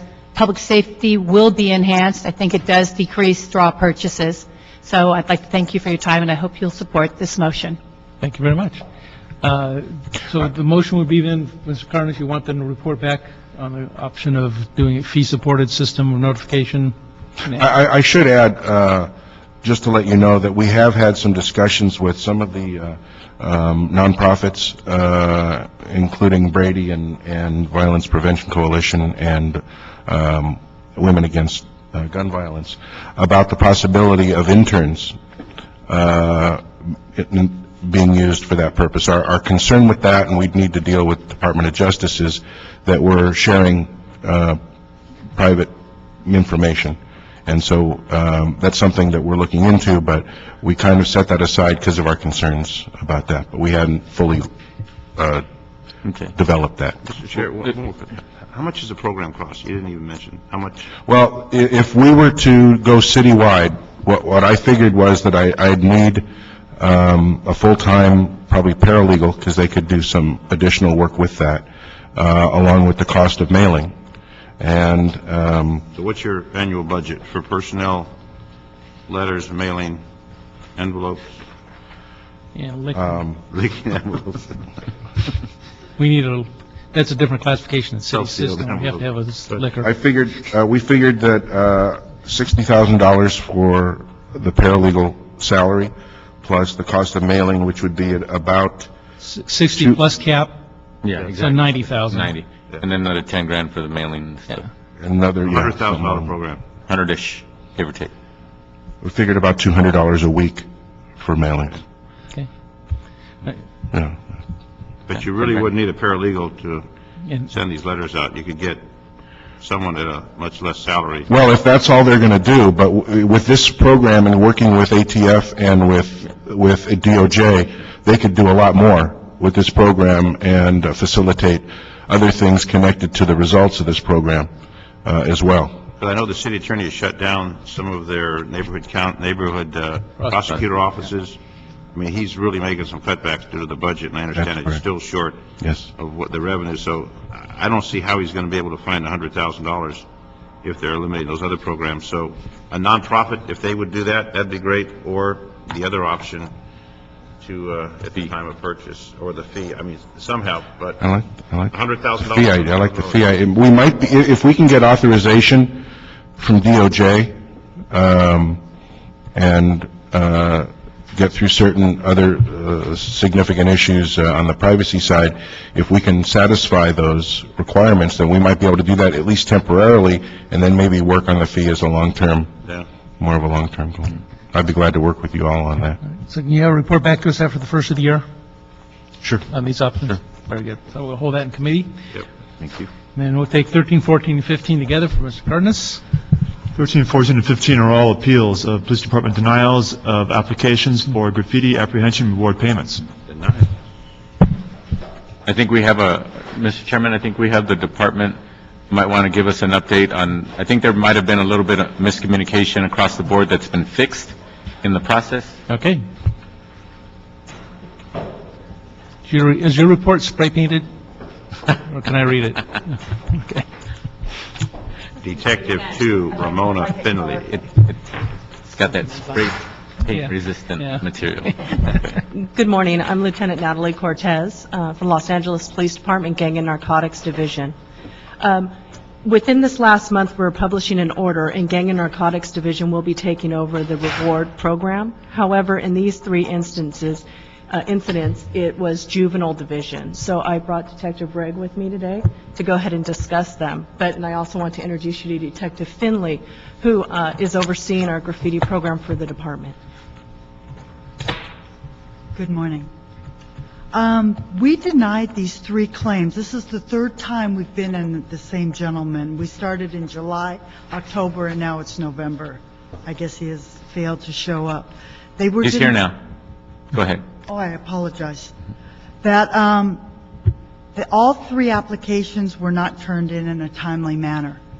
I do know that the application says 90 days. Your other statutes say 60 days, but our philosophy and what we do at Juvenile Division when we were handling it, we process all applications regardless of the time they came in. It turned in, some of these applications were either 5 to 8 months late, past the 90 days, and that is the only reason they were declined, because of your own written documentation saying that is the procedure for doing it. He previously, in other occasions before this, was accepted for the application and received payment for 3 priors. Not priors as in doing graffiti, but three No. prior. No. Prior reporting. Prior yes. applications he submitted and were approved through the council. All of these incidents basically took place in my district, and I happen to know the activity of the individual who's been reporting these cases. And not that it should make a difference to your policies or procedures or what have you, but this particular individual is very involved in the community and has actually been donating these funds back into the community as soon as possible. But I'm not going to say that whether it was a few months later, what have you, is right or wrong. But what I would like to look back at is the spirit of why we even have this. And the last thing I would want to do is slap somebody on the wrist who's actually doing a positive thing, who's actually trying to correct something bad that's going on in the community. And that's one of the reasons why I appreciate, Mr. Chairman, that we can hear these appeals in the committee, because, again, I want to look more on the side of what we can do in a positive sense to try to continue to encourage people to be as active as this gentleman is when it comes to reporting these matters. I don't know about everybody else's district, but my district, and especially this part of my district, has a big graffiti problem. So if we can have more examples of people who can say, there's a reward out there for doing the right thing, then we should go out of our way to try to reward them. Again, no disrespect to you. You're following your process, et cetera. We appreciate that. But also, have we gotten in line with the 60 days, 90 days documentation and stuff? Are we now all uniform as to what the message is to the community? We were just discussing that prior to this meeting, and it was brought to my attention, and Detective Finley, who's going to take over this program, that'll be one of the first things that she's going to do. Okay, But well, we it'd be still- perfect to do that during the transition then. Yes, perfect timing. Okay, all right. I'd like to know why the requests were delayed for such a long period of time, 5 or 6 months after the 90 days. Does anyone know why they weren't submitted in a timely manner? Have no idea. All 3 late applications were turned in on the same day. So that'd be a total of 6,000 in the 6 incidents. No. Right, 3 were, he was previously Three paid previous, off, yeah. and the 3 now, which is, was denied just because of the time. These 3, That's yeah. correct, sir. The previous 3 were actually granted. Correct, sir. We're doing with I just want to know why the... Well, the gentleman's here, but, you know, with all due respect, I've got a bunch of staff that work for me full-time. So if I'm late on something, it's usually because either I forgot to communicate or somebody else didn't do it. But in this particular case, it's a gentleman with a full-time job, and this is what he's doing part-time for the community. So I'm just saying, again, on behalf of people in the community, they don't necessarily have assistants and secretaries or what have you. They're individuals, so. Well, how lengthy is the form? I haven't seen the form for the reward. It's a one-page form, That's it? and with That's it. directions, yeah. With directions. Well, I'd just like to know why it took so long. I think that's a legitimate question. Do you know, Mr. Hartnett? Oh, the gentleman's here. I mean, I don't know if he wants to testify. he's welcome to. I don't want to expose say, him, but he but, doesn't you want to. But it seems, It is supposed to be anonymous if they choose to, right? no, I know that. That's why I'm not requesting him to testify. I'm just trying to find out. Come forward. It'd be great. And before you leave, I'd just ask you to fill out one of those white cards for the clerk. It'd be great. You can turn it in a month or 2 if you want, but that's... See, he's learning. He has it all filled out already. Learn his lesson. The gentleman's in front of us, Mr. Zine. You don't have to identify yourself. Well, I don't mind. What happened? I believe there was a problem in the mailroom, and I have and by the way, I've never met these ladies, but nice to meet you. I remember they all carry guns. I dealt with a civilian employee named Mrs. Hernandez. Certified mail sent on another one, and it's never been received by LAPD since last year. I spoke to the mailroom. I spoke to a gentleman named Michael in the mailroom. He says they lose hundreds of pieces of mail a week. Which mailroom? LAPD mailroom. And then they were in transition from one building to a new building. Yeah. But great question by Councilman Zine on why it's so late. Had I not called LAPD in October of 2009, I'd probably still be waiting for an answer. Wait a minute. So are you saying in some cases you had to resubmit paperwork? Many You're saying you times. submitted, and you submitted it in a timely manner, they just never received it. And then you submitted it again? A few times, and once again, I've spoken to a Mrs. Hernandez. I've never met her, but I've spoken to her. But just want to make one thing clear. Every penny of this has been donated back to the community, 90% of it to LAPD. So it's sort of... Thank you. No, so you don't have to go on. I would just, so if we've got a problem with that, and we need to correct that problem, and without your testimony, we wouldn't know there's a problem. We just figure you didn't turn the form in on time. Well, I also wanted to say she is correct when the application, which is here, the actual application, which I was given without the front page, says nothing about a timeline as to when it has to be. Oh, really? But then the cover page does, but I was never given that. But then the ordinance, which I have here, has another time frame. So none of it was matching. There was a 60-day, a 90-day, and, but LAPD has corrected it because they've updated it with a new ordinance and a new form. So what is it now, 60 or 90? It's 60 days, and in the old form, which this all applies to the old form, where it says reason for denying the application, nowhere does it say deny it because it was late. It says only deny because there wasn't an act of graffiti or there wasn't sufficient involvement from the applicant, or it was dismissed by the courts. Okay. But that's been clarified now? I mean, those procedures are tighter now? Yes, yes. And we will clarify, like we said, the 60 or 90 day, that'll be the first thing we do. And he did have the older form and the newer form does discuss that. But again, There's enough looking doubt. towards the spirit, we understand. Okay. There's enough doubt. I'll move the We need to item. get our mailroom squared away. Yes. Some of this was in the time frame we were moving from Parker Center to the new building, probably. Yes, and the gentleman, I didn't get his last name. His name is Michael, out of the mailroom. Yeah. Very honest young man. Yeah, look, quite honest, I'm sure. When very he efficient. tried, he told me of a book that they have there for registered mail, because they were sent registered mail, and everything is logged in, and none of them were in their register. As a matter of fact, he couldn't find the book. Yeah. He couldn't find the They register. may be sitting on a counter at Parker Center. Waiting And he to be told me logged. the reason was transitioning from one Yeah. mailroom to another mailroom at the new building. Yeah, they did. They did. Thank you. Mr. Chairman, I'll move the item. Second. Items So with the approval of the board, we'll go ahead and 13, 14, 15. remove, Mr. Cardenas will receive the check as soon as you leave the room. and thank you. Well, it goes back to our community, which I do live in. And thank you for your service. We appreciate very much what you've done. Thank you. Thank you much. That brings us to the end, items 11 and special one. We have to recess this meeting, go to a special meeting. So if you call the special meeting, then we'll bring them both together. Very good. Special one, Mayor's Office to present a verbal report relative to the ongoing activities of the Gang Reduction and Youth Development Office. Did you also want to reconvene your regular meeting to hear item number 11 concurrently? Correct. So 11, motion Cardenas Reyes requesting that the mayor report relative to the use of the Youth Services Eligibility Tool to screen gang reduction and youth development zone program participants and related matters. Thank you. Thank you very much. How are you doing today? Sorry to keep you waiting. Wait, no, it's okay. Thank you. Before we have the mayor's office present, I'd just like to once again thank the mayor's office and the grid team for their tremendous work, and also for their relationship with my office and improved relationship with various council offices.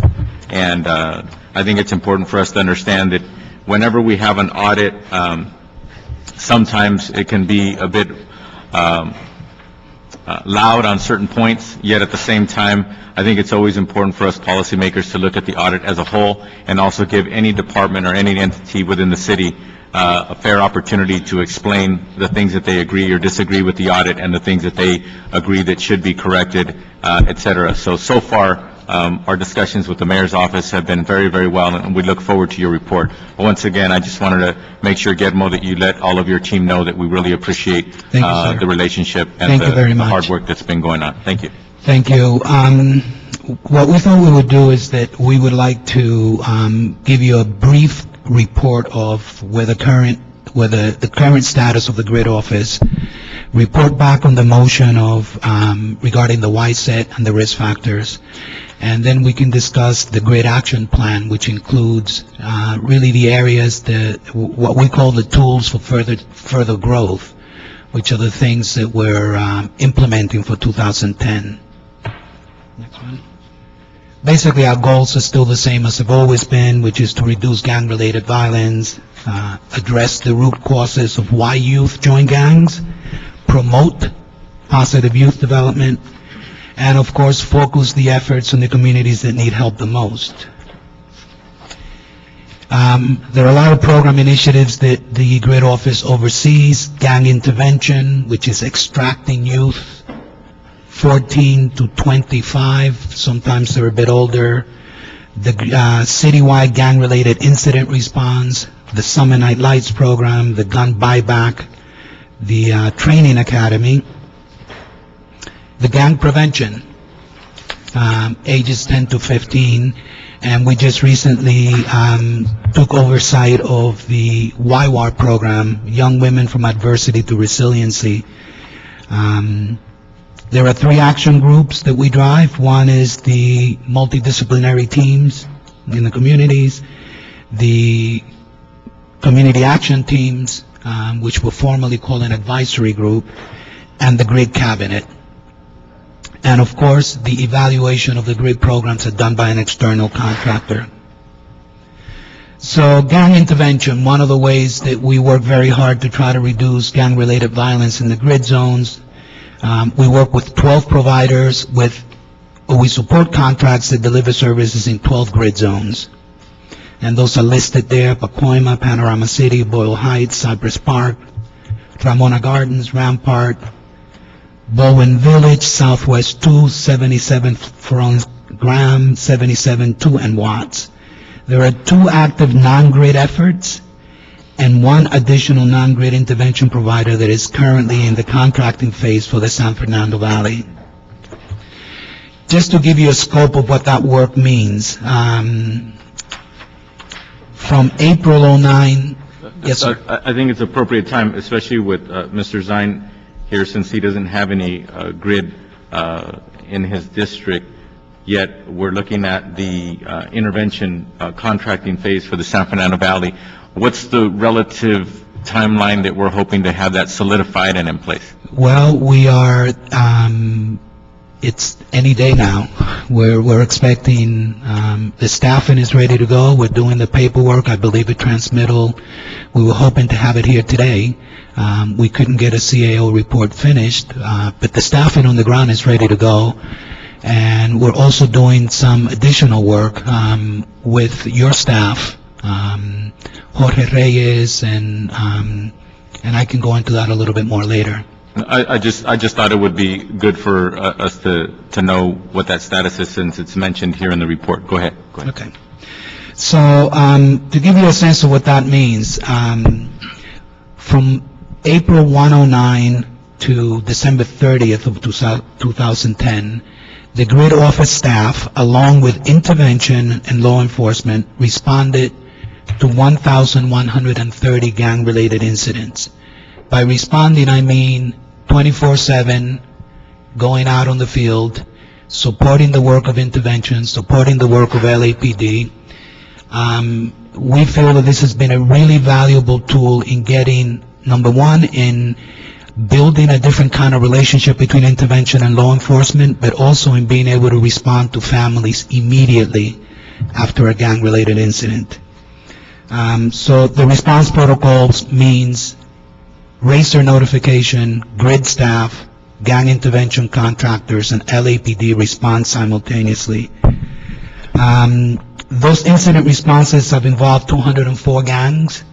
The following sets have been identified in these responses: 50 Crip sets, 24 Blood sets, and 130 Latino sets. And the reason we're labeling them is not for law enforcement purposes, but because, in fact, our mission needs to be to develop dialogues between all of these different sets. There are currently 854 clients and families being case managed by the intervention contractors. These are 854 clients that have already identified themselves as being interested in exiting the gang life through educational support, emergency housing, employment skills, tattoo removal, etc. Guillermo, I apologize for interrupting you. I just want to make sure that everybody listening to this report understands that the grid zones have to do with prevention and intervention. However, you're focusing right now, and the numbers that you're explaining are all related to the intervention. Intervention case management. That means formerly involved clients that were formerly involved in a gang life, who through the intervention workers have identified or had taken a step towards an exit ramp. And the intervention workers who have credibility with them help them through case management services. And also, on top of that, there's the incident-based interaction that you just described. Correct. So there's 2 components, which is responding to crises, which we do with the purpose of reducing retaliation immediately. We have found that it's the quicker we get facts throughout the city, the more likely retaliation is to be prevented.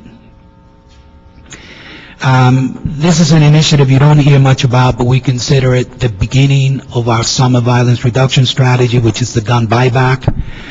In 2010, we recovered over 2,500 firearms in exchange for gift cards. This initiative is completely 100% funded privately, and we consider it the way to start building community support for the summer violence reduction strategy. So it's done during Mother's Day, and it kind of marks the beginning of the strategy to implement Summer Night Lights. This Summer Night Lights was quite effective, 24 sites. I believe that you all have received the crime reduction data, 57% reduction in gang-related homicides, 40% reduction in gang-related crime, 48% reduction in aggravated assaults, 55% reduction in shots fired. That's a very important stat because you shoot less, people get hit less, and there's less body bags. 45% reduction in victims shot. We were able to employ a total of 1,060 folks throughout all of the SNL sites. 103 of those were intervention workers. Now, I'm sorry, Yes. Guillermo, just to clarify, I happen to know these details because we talked about them, but of the 1,060 total employed, that includes adults and children, right? That Or includes- youth, excuse me, youth. Yes, that includes 240 youth. It includes coaches, local vendors, community outreach specialists. We hired people from each individual neighborhood to help us recruit and kind of be the point person with the community. So yes, it does include youth and adults. We had over 700,000 visits to these sites over the summer, and we served 382,000 meals at the 24 sites combined. That's almost 11,000 meals per night in the 24 sites. What's a meal? A meal was barbecued chicken, barbecued burgers, barbecued everything, barbecued hot dogs, pasta. The problem with, in order to be able to feed that many people, sir, we need to buy in bulk. So we have some volunteers that have used a cold storage warehouse, and they deliver food every Tuesday to the site. So it's hard to serve fresh spinach if you have to deliver it in that quantity. Guillermo, another thing, can you remind us what the basic hours of the Summer Night Lights was? And then also, one of the things that I think it shouldn't be lost on those of us who have, we had two people who are former officer and reserve officers, so they know a lot of communities in and outside their district. But I think it's important for people to understand the hours that the Summer Night Lights was operating. And then also, one of the most dangerous things for a young person to do is to be traversing back and forth from their home to the park. And if we can actually feed them, it's not just to feed them, but it's also, they're already in a safe place, they're having a good time. Why not just have them stay there and continue through the evening, correct? That is correct. The hours are Wednesday through Saturday from 7 to midnight, July 4th to Labor Day weekend. That's the time that research indicates the violence spikes. The goal of this is basically to keep everyone in the community, both those who might be potential perpetrators of violence and those who might be potential victims of violence at these sites. I must, emphasize that this is a violence reduction strategy. This is not just a recreational program. There's a tremendous amount of work that intervention workers do prior to the program, during the program, and are still doing in relationship to the program to make sure that all these neighborhoods are in agreement that this is a safe spot. I was not criticizing the food. I'll make that note.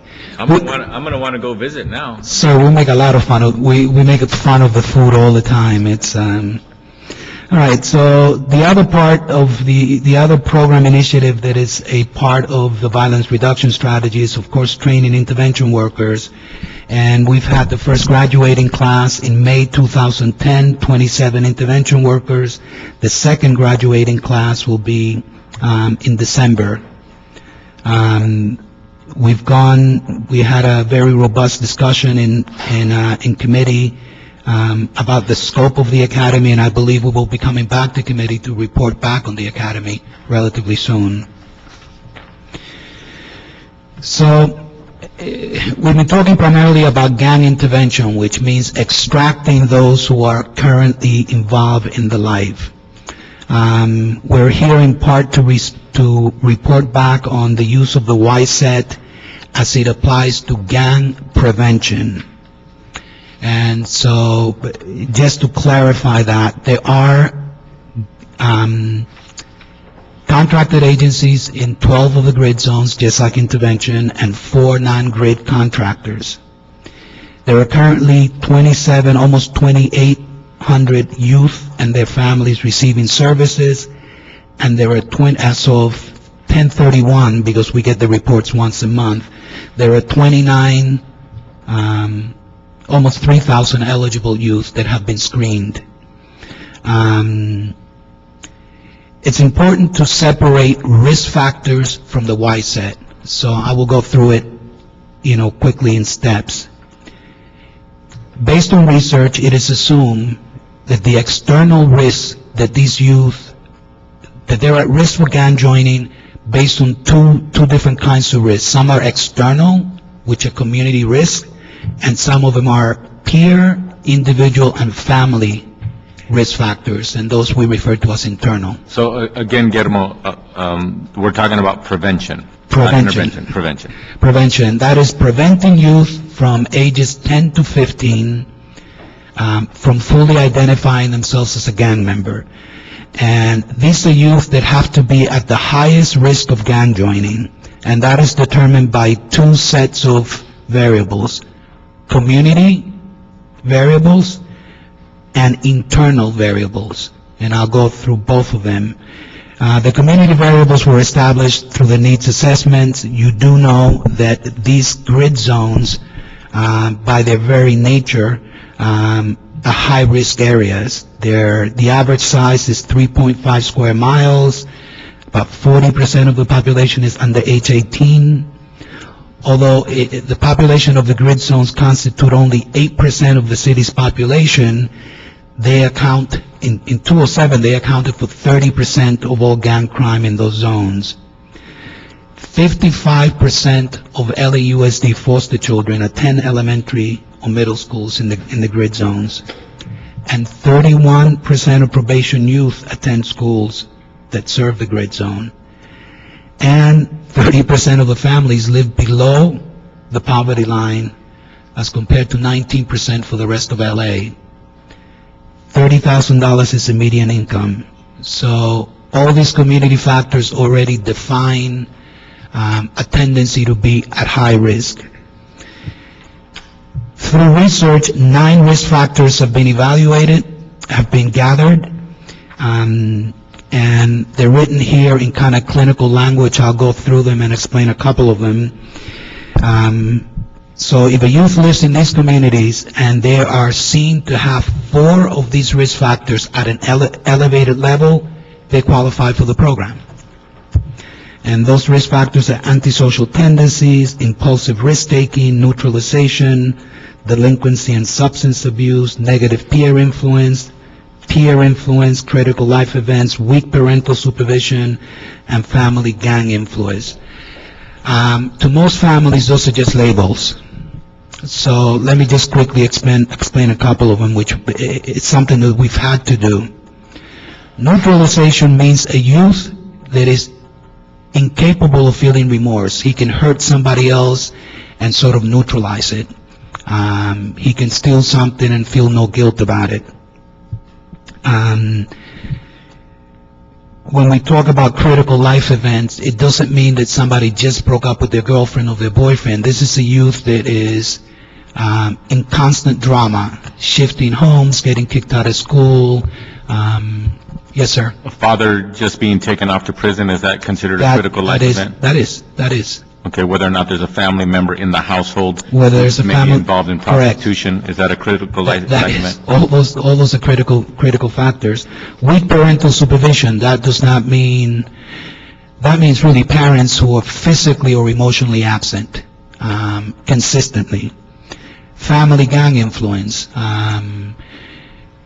What we have found is that initially when these risk factors were presented to the community, we had to go a step further, translate them, and do what we call a community education campaign so that it's presented to families in family-friendly language.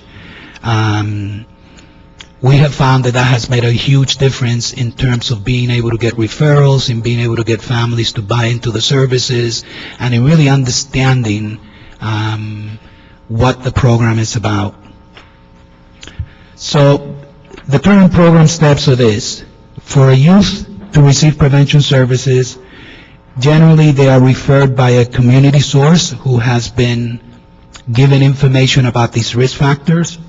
The prevention contractor gathers the information and has the youth go through the evaluation called the Youth Service Eligibility Tool. That tool gets scored. If the youth scores with 4 risk factors or more at an elevated level, they are considered to be internally at risk for gang joining and externally at risk for gang joining, given the community they live in. In June 2010, we did our first pilot retest in 5 grid zones and 2 non-grid zones, and the youth receiving services showed statistically significant decreases in risk factors. Currently, starting 2 weeks ago, all of the youth in all of the grid zones are being retested. Once we get that information back, then we'll keep tweaking the approach. And when I say tweaking the approach, I mean that providers are being asked to address specific risk factors with what they do. It's been a learning process for most providers. And so where are we going? We've developed a grid action plan in response to all of the feedback we've gotten from council offices, from the various audit reports. And these are the 5 categories of action that we've implemented. We can discuss these at length. They fall under monitoring, grid cabinet, collaborations with the county and LAUSD, multidisciplinary teams, community action team, and the evaluation.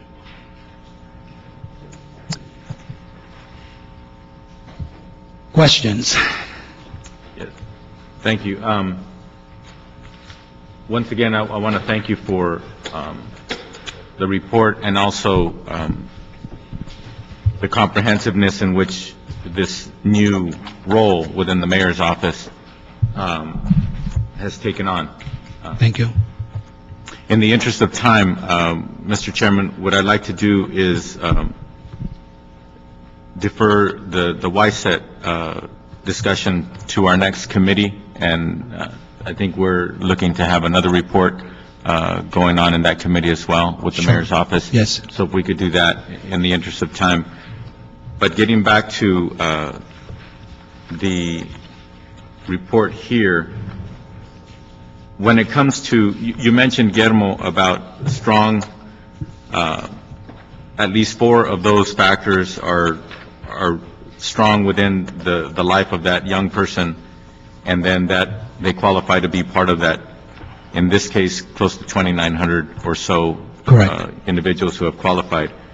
Yet at the same time, for those who don't qualify, yet they do live in those neighborhoods, they do have some other tendencies going on or what have you, CDD and other organizations are still out there in those communities providing services for individuals and families. What's the mechanism or the procedure that your office is using to make sure that we don't unfortunately look at that kid and say, you're not going to be part of this program, so good luck? We've just signed I believe the MOU has been completed with the Family Source Centers, have had a series of trainings with them, and the goal is, and it is also mandated for the contractors, that if a youth does not qualify, is deemed ineligible for services through this mechanism, that it is the contractor's responsibility to refer them to other services. Okay.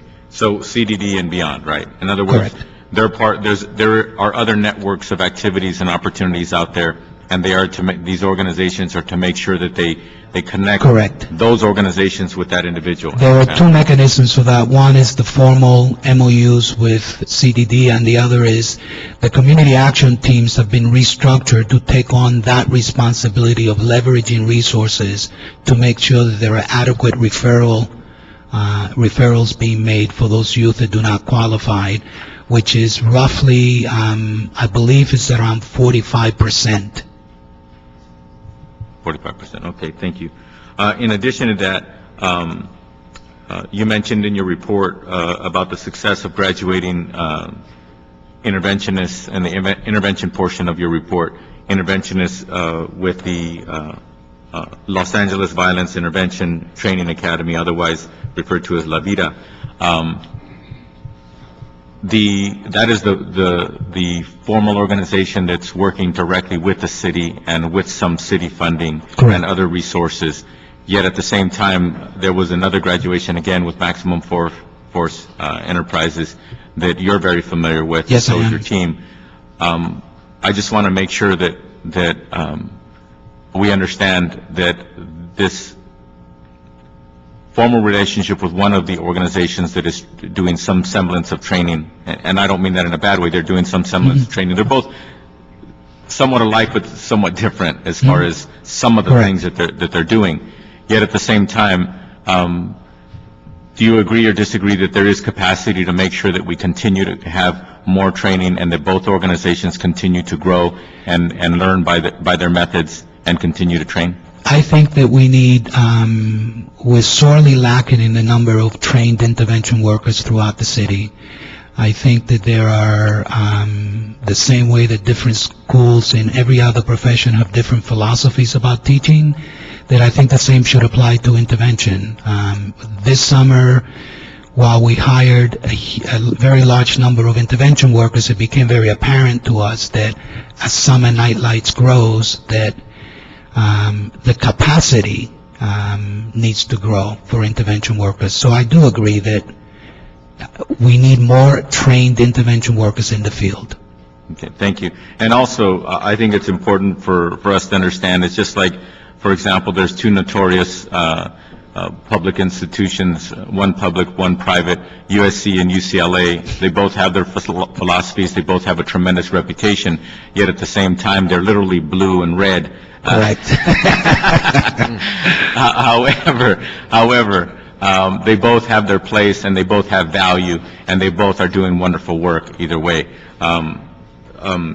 But one of the things that I was pleased, because I happened to go to the graduation that occurred on just this past Friday, and the Maximum Force Enterprises, actually, their school graduated some professionals from the Chicago School of Professional Psychology, and then therefore giving them more tools and ability to recontribute back to training from their perspective. From their perspective. From the perspective of psychologists, and now that they have a better perspective of what's going on in the streets, I think it's really important for everybody to understand that it's going to take a lot of work for those two organizations and any others who happen to spring up in the future to grow, but at the same time, they're going to need our support because it is unique and it is something that's new. Yet at the same time, I think it's critically important that we recognize that when the chief of police, the then assistant chief, Beck, used to come to one of the council committees and actually say that without intervention workers,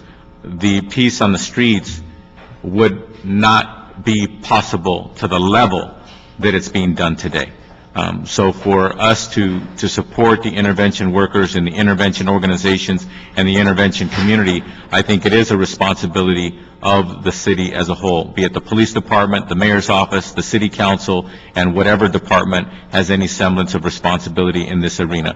Do you agree with that? I do. Okay, good. In the interest of time and noticing Guillermo's short answers. Yeah, but I'm looking at the clock. My internal clock is noon, so in case the other members have any other questions or what have you, Mr. Chair, I just wanted to make sure that I put a couple things on the record, yet at the same time, I look forward to the next time we have this agendized. I think we're trying for next week, I think. Are we? We have a report coming from the mayor's office when it comes to the gang committee, and then hopefully we could talk more about the YSET.